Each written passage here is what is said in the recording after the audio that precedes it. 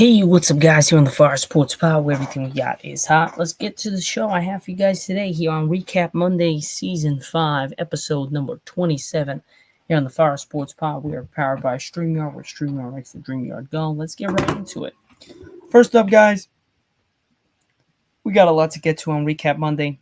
Bunch of injuries again in the NBA, as well as we also have to get to an alarming factor that happened in the locker room after the Cowboys and Eagles game with Micah Parsons and my thoughts on what he said. I'm going to go with what he should have said. Do I agree with what he said, and do I not agree with what he said, and what could have been better said in the moment? On top of that, we all know Dak Prescott is officially, most likely, he's got one last specialist in New York, which I think was today, to see if he's going to have season-ending surgery. Most likely he will. Cowboys lost again, 3-6. So we got a bunch of things to go over in the NFL and in the NBA. On top of that, we would also going to get to some, I would say, Juan Soto talk, but it's really not any Juan Soto talk because the fact of the matter is nothing has happened. So we're just going to stick with the NBA and NFL today, guys. So first up, let's get right to it. We're going to start with the notable problem here, which is Mike Parsons and what he said about head coach Mike McCarthy. One thing to note, Mike McCarthy has said Cooper Rush will start against the Texans this coming Monday Night Football. He did have an abysmal performance against the Eagles last night. Just did nothing well. There was some promising moments, I would say, but ultimately didn't accompany anything. I mean, we got absolutely boomed.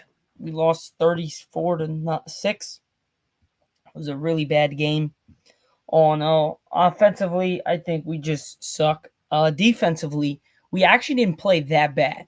I think our defense was actually the best it's been in a while. We just couldn't get any momentum offensively. CeeDee Lamb drops the ball in the end zone, doesn't see it coming with the sun. Zeke fumbles in the end zone. Cooper Rush fumbles on the first play of the game, first drive of the game, off a missed snap. The running game looked really well. I would also have to say that it was some drop passes. There were some bad balls thrown. And really, those were the reasons. And everything that we can control, we couldn't control for some odd reasons. So we kind of went backwards this week, big time. We are now 3-6. We will see what happens in the near future with the Cowboys, but it's not looking too pretty.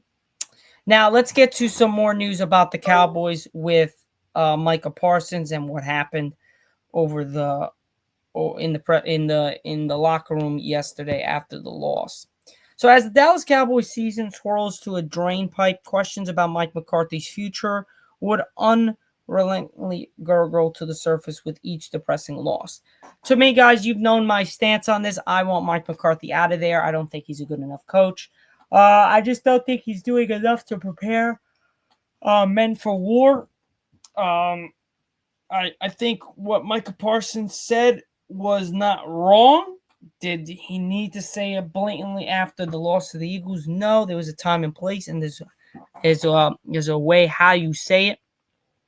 And I just think he said it just not in the right mindset. Now, the Cowboys star edge rusher Micah Parsons, who returned to action from an ankle injury in the Sunday's 34-6 loss to the Eagles, said he's not as worried about Mike McCarthy's future as much as he's of guard Zack and other players who only have so many games left. Mike can leave and go wherever he wants, Parsons said via Jory Estein of Yahoo Sports. Guys of kind feel bad for are guys like Zack Martin and guys who might be on their last year or on their way out, because that's who I wanted to hold the trophy for. You want to win games and do great things with these type of legends who put more time and work than Mike McCarthy ever did. That's some strong words coming from our leader on our defense, our man.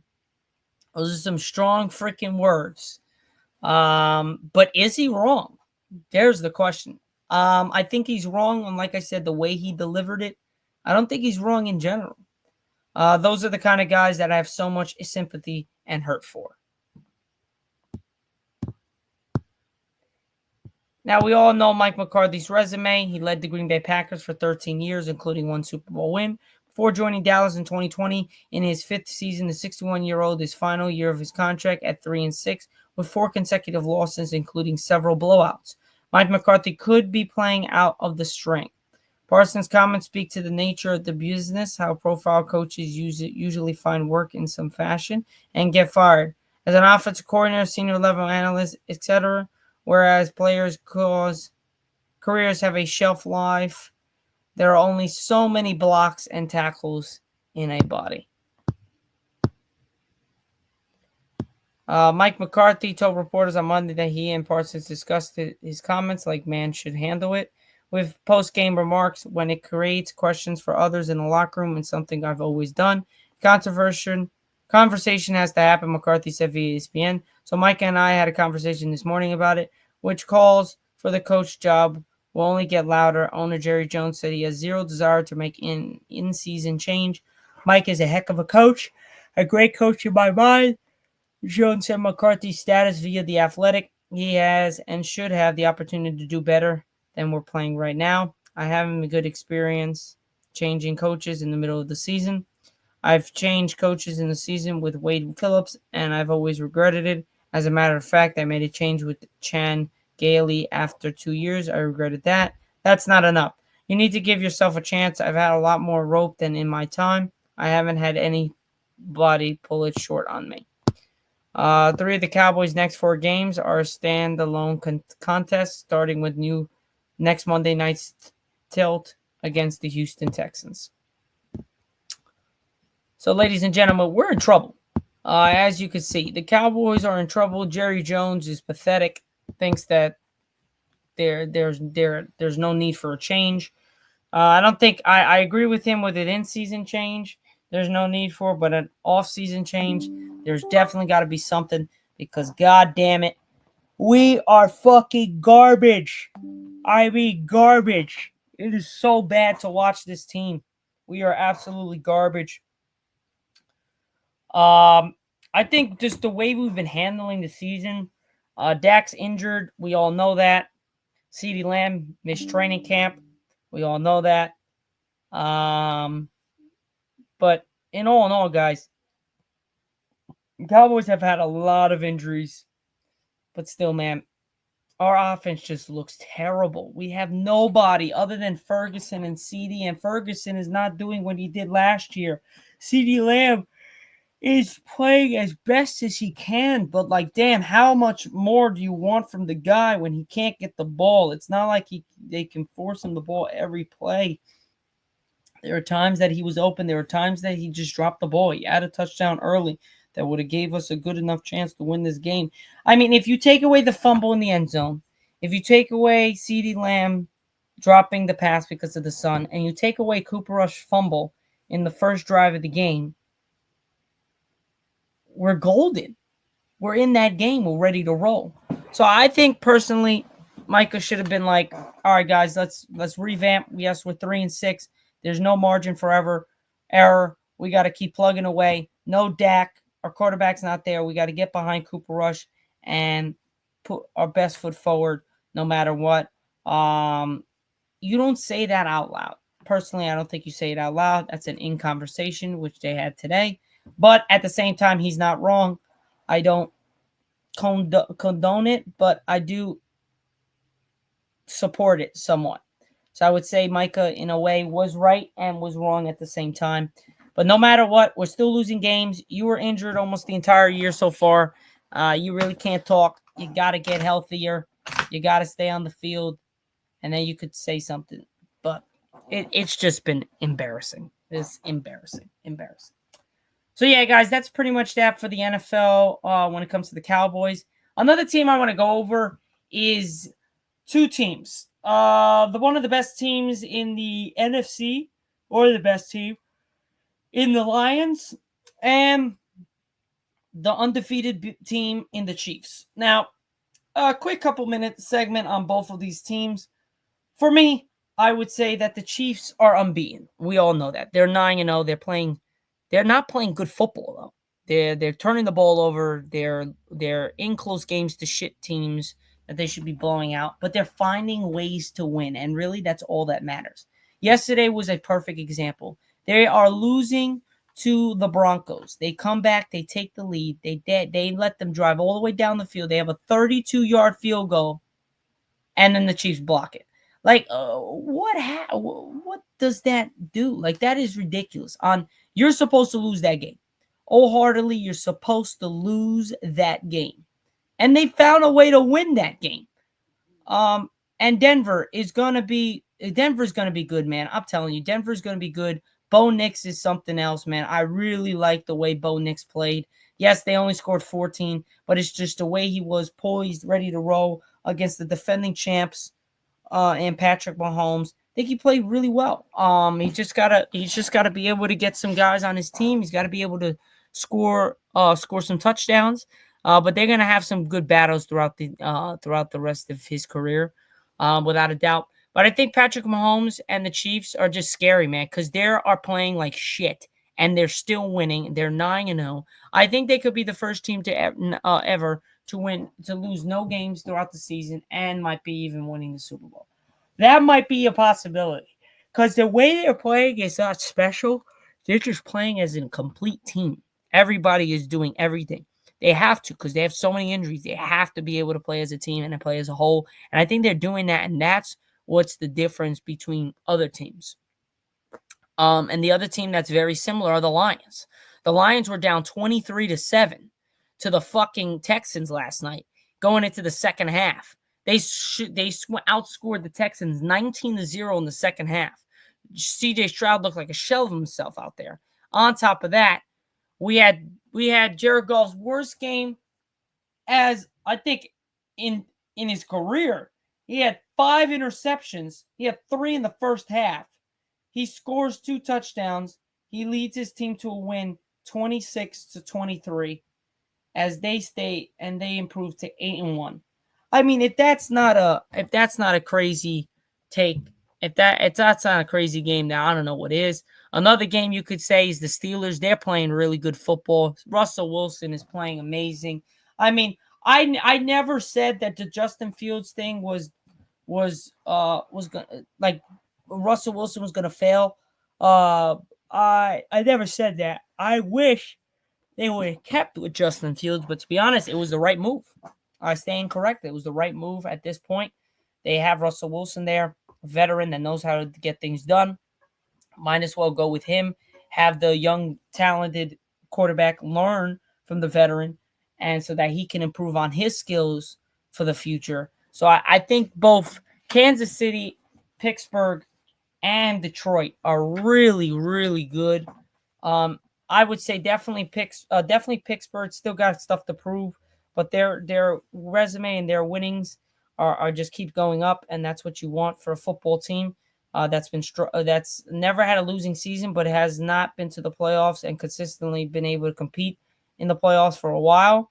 And then you have the Lions, who just came off of an NFC Championship game last year, which they should have won. And then this year they're 8-1 right off the bat, so they're playing really well. And then on top of that, you have Kansas City, where they're the defending 2-time champs, trying to look for a three-peat. I mean, it would be nuts if Patrick Mahomes had all these injuries. The Chiefs had all these injuries, all these setbacks, having some terrible games offensively and defensively, still winning every game, gets to the Super Bowl, wins a third Super Bowl and an MVP, and has the perfect season. Be the first ever three-peat and the first ever perfect season, which could be absolutely monumental. On top of that, he wins another MVP, so that would be even something else. But yeah, I personally think that Patrick Mahomes and the Chiefs, they're going to be the team to beat no matter what. Bills are right there as well. There are a lot of teams. There are also some teams that have a lot of lost records, like the 49ers, who are 5-4. But they're going to be in it at the end, without a doubt. without a doubt in my mind. Now that Chris McCaffrey's back and ready to roll, they're going to be in it. But yeah, guys, that is pretty much it. We are going to take a quick break as we transition into the NBA. All right, guys, now we're going to some NBA injuries. And man, it's just been rigged with injuries, just like the NFL. The NBA started off with a lot of injuries this year. And to be honest, I heard this. I really think it's training camp. We have a less and less training camp than we've ever had. We also have preseason games. Nobody takes, everyone takes for granted. No one cares too much to really like ramp up the preseason, really care a lot about it. And I really think that that has a big impact on why we have so many injuries. I also think that has somewhat of an impact on preseason, where we just don't have enough people to understand preseason and really understand the graphs of preseason, how we should be able to keep on rolling and be able to get starters in so that we don't get into these injury problems. But the New Orleans Pelicans star Zion Williamson will be sidelined for a while, including indefinitely, with a left hamstring strain. The team announced on Saturday, while the Pelicans did not offer any sort of timeline. ESPN Shams Charania reported that Williamson will be reevaluated in the coming weeks. This is the same hamstring that Williamson injured during the Pelicans' loss to the Lakers in the play-in tournament last season. So he's been dealing with this hamstring a lot lately. So he's going to be in some bit of a problem for the next couple weeks or so. So Zion's going to be out, especially for a guy that has missed so many games that he has. He's just missing more and more, which just absolutely sucks. Now, Memphis Grizzlies, we move to them as they announced on Saturday that the star guard Ja Morant suffered a posterior hip subluxation and multiple grade 1 pelvic muscle strain on a hard fall during the team's 131-114 win over the Lakers on November 6th. Morant is considered week to week, so that is not horrible, but he'll be out for a couple weeks. But the Grizzlies look good without him. You should be surprised and you should be happy. They can win some games even without him. That wasn't the case last year. They were really bad last year without Ja. So he'll be week to week. They'll be all right. But again, Ja Morant already starting out with an injury, just not a good sign for both Zion and Ja Morant, who's been dealing with some injuries for their first couple years of their career. Now the Phoenix Suns, our superstar, our guy that's going to be out for a little bit. Phoenix Suns will be without their superstar Kevin Durant for at least 2 weeks, per ESPN, as he suffered a left calf strain during the team's 114-113 win against the Dallas Mavericks on Friday night. Durant played 37 minutes in the win, leading the way with 26 points, 8 of 14 from the field, to go along with 5 rebounds and 4 assists. But the problem is that this is the same calf that he dealt with when he played with USA, and that held him out for a while during their run. So I would definitely say that has a problem, and that has something to do with it. I would also have to say that you're probably going to have to really understand and keep Durant under watch. So just to make sure he doesn't run into a significant tear on Achilles, something tragic, which will be god awful for Durant, who's having an MVP caliber year. They started 8-1, number 1 in the West. Now they're 8-2 with the loss last night, but still, man, they've been playing fan-freaking-tastic, and Durant's been having an MVP caliber year, so it would be sad for him to be out for more than a couple weeks. So far, it's just going to be out for at least 2 weeks. Other than that, I would then have to say Oklahoma City center Chet Holmgren will miss at least 8 to 10 weeks. So we're talking about 2 to 3 months with a hip fracture. The team announced following Sunday's loss against the Warriors. The injury to the upper portion of the right hip, called the iliac wing, came on a scary fall in the first quarter. Just over halfway through the frame, Holmgren jumped to a contest, a layup attempt by Warriors forward Andrew Wiggins. And that really, he went flying and hit that shit hard. So he's going to be out for a really long time. OKC is one of the top teams in the West. But without him, it's going to be hard. They're going to have to go small. They're going to have to play without a big man for a bit, because Hartenstein is also hurt for OKC. So it's going to be a bit of a move swing for OKC and the Thunder to see if they can try to get some things going. And that's pretty much it, guys, here on the Fire Sports Pod, where everything we got is hot. There we go. You guys got some NBA news. You got some NFL news, my predictions for the Cowboys, and what's happening with Mike McCarthy and Micah Parsons. Where would this team be next year and this following still to come year? And then some injury updates for the NBA with some big stars that are hitting the shelf for a bit. And then on top of that, some of the top teams in the NFL, NFC, and AFC, and what I expect from them coming in the next couple weeks throughout the end of the season and into the playoffs. So all of that, guys, I will see you guys on Wednesday for Season 5, Episode number 28 on the Fire Sports Pod. Again, this is Recap Monday, Season 5, Episode 27 on the Fire Sports Pod, where we're doing is hot, powered by StreamYard, where StreamYard makes the dream year go. I'll see you guys on Wednesday. Most likely we'll have 2 special guests coming for you guys. So I'll see you guys then. Peace out. Have a great rest of your day.